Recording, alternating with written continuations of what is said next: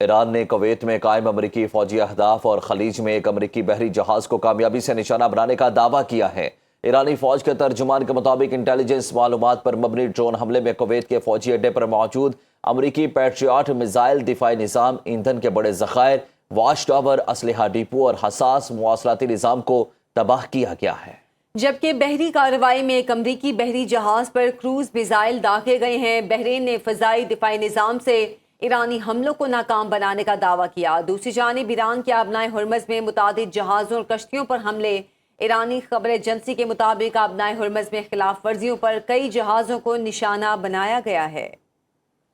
ایران کے پاس تارانہ انقلاب نے آبنائے ہرمز میں وارننگ اور نیویگیشن سسٹم بند کر کے ممنوعہ راستے سے گزرنے والے 2 سپر ٹینکرز کو نشانہ بنا کر ناکارہ بنانے کا دعویٰ کیا ہے، جس کی تصدیق کرتے ہوئے متحدہ عرب امارات کی وزارت دفاع نے بتایا کہ عمانی حدود میں اس کے 2 کمرشل آئل ٹینکرز ممباسا اور باہیا پر ایرانی کروز میزائل داغے گئے ہیں۔ ایران کا کہنا ہے کہ دشمن سے تعاون آبنائے ہرمز کے کھلنے میں تاخیر اور عالمی توانائی بحران کا باعث بنے گا، جبکہ اماراتی حکام نے تصدیق کی کہ ان حملوں میں ٹینکرز میں آگ لگنے کے علاوہ عملے کا ایک بھارتی رکن ہلاک اور 8 افراد زخمی ہوئے۔ یو اے ای نے اس کارروائی کو بین الاقوامی قانون کی سنگین خلاف ورزی قرار دیتے ہوئے تمام دفاعی اداروں کو ہائی الرٹ کر دیا اور مناسب جواب کا حق محفوظ رکھا ہے۔ امریکی صدر ٹرمپ نے ایران کے خلاف جاری شدید فوجی کارروائیوں کے نتائج کا اعلان کرتے ہوئے دعویٰ کیا ہے کہ امریکی فضائی حملوں نے ایرانی عسکری طاقت کو مفلوج کر کے اسے بڑی حد تک پتھروں کے زمانے میں واپس دھکیل دیا اور اب 4 ماہ قبل والا ایران مشرق وسطی میں پہلے جیسی قوت سے نہیں رہا۔ نیوز میکس کو دیے گئے انٹرویو میں اپنے حالیہ بیانات میں صدر ٹرمپ نے ایران کے اقدامات کو بے وقوفانہ قرار دیتے ہوئے واضح کیا کہ امریکہ تیزی سے ایرانی فوج اور آبنائے ہرمز سے متعلق اس کی صلاحیتوں کو نشانہ بنا رہا ہے،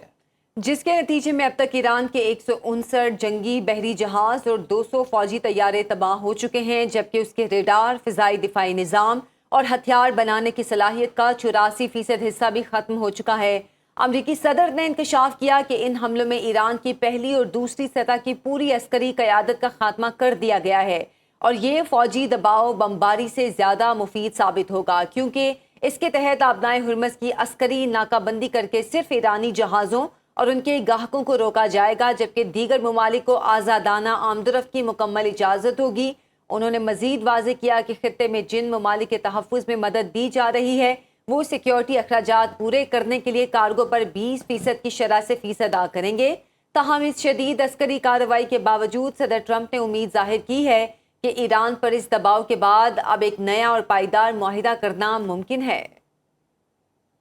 امریکی سینٹرل کمانڈ سینٹ کام نے ایران میں فوجی اہداف پر نئی اور تازہ فضائی کارروائیوں کا مرحلہ مکمل کرنے کا اعلان کیا ہے، جس کے تحت تقریباً 5 گھنٹے جاری رہنے والے آپریشن میں ایرانی ساحلی دفاعی نظام اور میزائل تنصیبات کو درست نشانہ بنایا گیا ہے۔ ایرانی شہر امیدیا میں دھماکے کے نتیجے میں 4 افراد زخمی ہونے کی اطلاع ہے۔ سینٹ کام کے مطابق یہ فضائی کارروائیاں امریکی وقت کے مطابق رات 10:15 پر مکمل کی گئیں، جن میں بشہر، چابہار، جوسی کے کنارک، ابو موسیٰ اور بندر عباس میں قائم ایرانی عسکری اڈوں، ڈرون مراکز اور بحری صلاحیتوں پر گائیڈڈ ہتھیاروں سے حملے کیے گئے تاکہ ان کی تجارتی جہازوں کو نشانہ بنانے کی صلاحیت کو مزید کمزور کیا جا سکے۔ امریکی فوج نے واضح کیا کہ اس مشرق وسطی میں 50,000 سے زائد امریکی فوجی تعینات ہیں اور خطے میں کسی بھی ممکنہ صورتحال یا جوابی کارروائی سے نمٹنے کے لیے امریکی افواج مکمل طور پر الرٹ ہیں۔